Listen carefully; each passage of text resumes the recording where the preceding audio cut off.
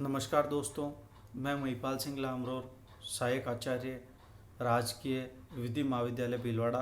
आपका आज के इसी व्याख्यान में हार्दिक स्वागत और अभिनंदन करता हूं।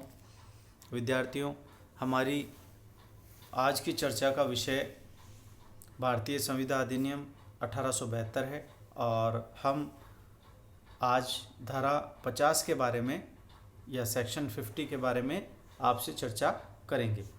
तो आइए देखते हैं धारा 50 क्या कहती है।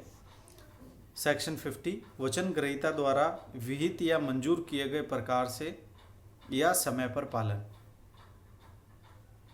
जैसा कि टाइटल या शीर्षक से स्पष्ट हो रहा है कि यहाँ वचन ग्रहीता वचनदाता को रीति और समय बता रहा है कि किस रीति से वचन का पालन करना है और किस समय पर वचन का पालन वचनदाता द्वारा करना है। तो देखते हैं, किसी भी वचन का पालन उस प्रकार से, किसी भी वचन का पालन उस प्रकार से और उस समय पर किया जा सकेगा जिसे वचन ग्रहीता विहित या मंजूर करे। जिसे वचन ग्रहीता विहित या मंजूर करे, अर्थात वचन का पालन उस समय और स्थान पर किया जा सकता है जिसके बारे में वचन ग्रहीता अपनी रजामंदी दे, अपनी मंजूरी दे या वह बताए। आइए उदाहरण के माध्यम से इसे स्पष्ट करते हैं या समझने का प्रयास करते हैं। दृष्टांत है पहला, ए को बी 2000 रुपये का देनदार है। ए को बी 2000 रुपये का देनदार है और ए चाहता है कि बी उस रकम को एक बैंकर सी के यहाँ, ए चाहता है कि बी उस रकम को एक बैंकर सी के यहाँ कै के खाते में जमा करा दे। यहाँ इस उदाहरण में 3 पक्ष हैं, ए, बी और सी। ए वह व्यक्ति है जो पैसे मांगता है बी से। कितने पैसे? 2000 रुपये। और ए बी को निर्देश देता है कि वह उस रकम को जो बी को ए को देनी है वह सी नामक बैंक में जमा करा दे और बी का भी सी के यहाँ पर खाता है। यानी बी और ए दोनों का सी बैंक में खाता है और ए चाहता है बी से कि 2000 रुपये बी ए के खाते में जमा करवा दे।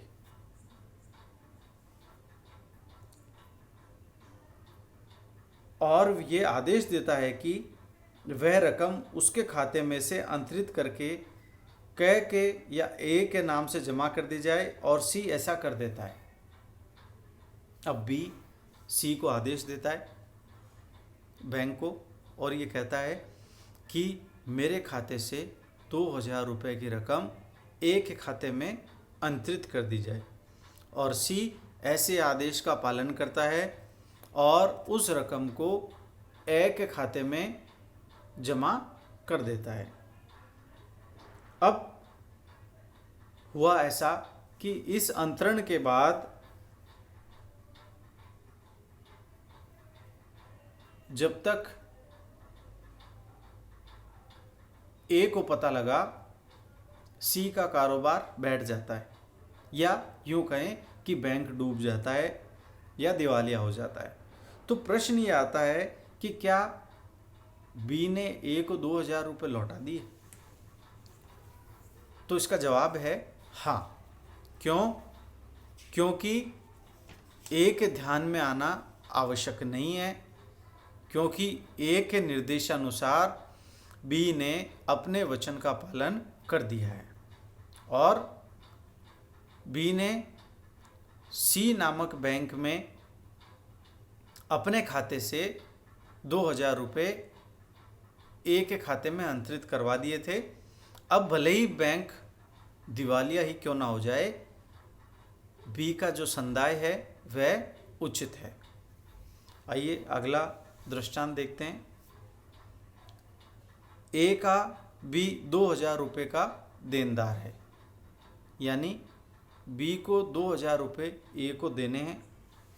उस ऋण में कमी करने के लिए ए का कुछ माल बी प्रतिग्रहित करता है, यानी जो 2000 रुपये की रकम देनी थी उसके बदले में कुछ माल स्वीकार कर लेता है। तो यहाँ माल के परिधान से भागिक संदाय हो जाता है, यानी पूरे पैसे न लौटाकर बदले में कुछ माल प्रदान करना भी वचन का पालन माना जाएगा और ये भागिक संदाय या भागिक पालन होगा। आइए अगला दृष्टांत देखते हैं। अगला दृष्टांत क्या है? ए ये चाहता है कि बी उसे 100 रुपये का जो देनदार है वह डाक द्वारा 100 रुपये का नोट भेजे, यानी ए बी से चाहता है कि बी उसे 100 रुपये का नोट जो कि वह उससे मांगता है डाक के माध्यम से भेजे। जैसे ही बी उस नोट सहित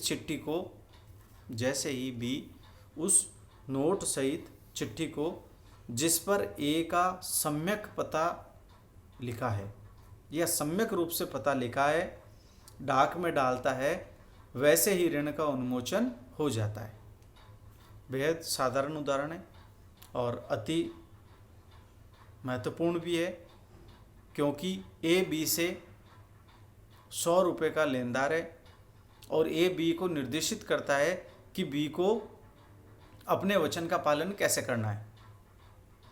बी कोई निर्देश देता है कि वह 100 रुपये का नोट डाक के द्वारा उसे भेज दे और इस आदेश के अनुसार बी 100 रुपये का नोट एक चिट्ठी के साथ लिफाफे में बंद करके और उसका किसका ए का पूर्ण रूप से या सम्यक रूप से पता लिखकर जैसे ही डाक में डालता है वह अपने वचन से उन्मोचित माना जाएगा। अब भले ही ए को चिट्ठी किसी कारण से ना भी मिले तब भी बी ने अपने वचन का पालन कर दिया है ऐसा माना जाएगा। तो आज के इस ई व्याख्यान को यहीं पर विराम देते हैं और आपसे अगले ई व्याख्यान में पुनः भेंट करेंगे। तब तक के लिए धन्यवाद।